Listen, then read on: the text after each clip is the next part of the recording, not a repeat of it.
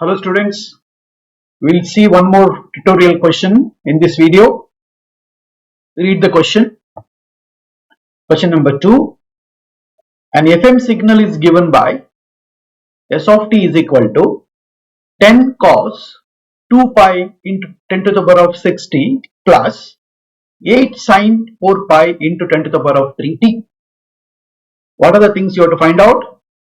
Beta value, that is modulation index for FM, delta F, maximum frequency deviation, find out the bandwidth and also find out the power. Now this is once again repeat the same. If message signal frequency is doubled, say now it is frequency is doubled, right? So how to do this question? Think about it. In the first part you have to find out beta, then you have to find out delta F, you have to find out bandwidth and power. Repeat the above if message signal frequency is doubled. How to do this? Look at the equation first. Look at the equation. First see what is given. 3. If you compare this to equation of an FM wave, then this 10 is equal to AC, yes or no? Right? And then if you see this, right, FC, the frequency of the carrier wave is 10 to the power of 6 hertz, yes or no? Right?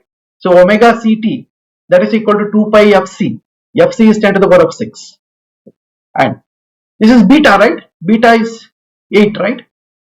So beta value is 8 here, because in the equation of a frequency modulated wave for message signal is equal to AM cos omega mt. The equation is nothing but 10 AC cos omega CT plus beta into sin omega mt.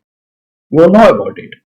So comparing this equation with the general equation of an FM wave for a single tone wave, you will get the value of AC, you will get the value of beta here directly from the equation.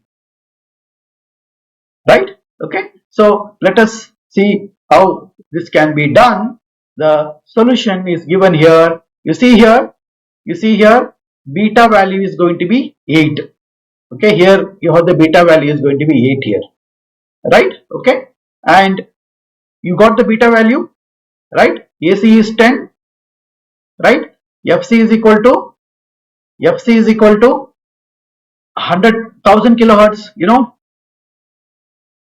right? It is 8 sine 4 pi, it is 1000 hertz, it's not 1000 kilohertz. Okay, if we see here 10 to the power of 3, it is 2 pi. Okay, it is 2 pi. See here, it is sine 4 pi into 10 to the power of 3. Okay, that means it is 2 into 10 to the power of 3, that is 2000 kilohertz. Just see this value, there is small correction you do here, right? FC is given as 1000 kilohertz, it is given here. Okay, FM is 2 kilohertz, it is given here, no corrections. Okay, just see, this is the FC value, this is the FM value. Right? Now let us solve the question. See, this is the given equation. This is the given equation. In the given equation, okay, you find out the known values. AC is there, this is the AC, okay, and you have beta value is there, okay, and then you have FM is given 2K, FC is given 10 to the power of 6 hertz, that is 1000 kilohertz. By using this given value, find out delta F. What is delta F? Delta F is equal to beta into FM, yes or no? Right? You know beta is equal to delta F by FM, right? So you have to find out delta F, which is beta is times FM, because beta is given, FM is also given, which is going to be 16 kilohertz. And very well, you know bandwidth is equal to 2 times the beta plus 1 into FM. So 2 times beta is 8 plus 1 9 multiplied by FM 36K. The bandwidth of FM wave is given by 36 kilohertz. What is power? Power can be directly calculated from the direct formula PT is equal to AC square by 2. And PT AC square by 2, which is AC is actually your 10, is given here 10, and you divide by 2, you get 50 watts. 50 watts is the power.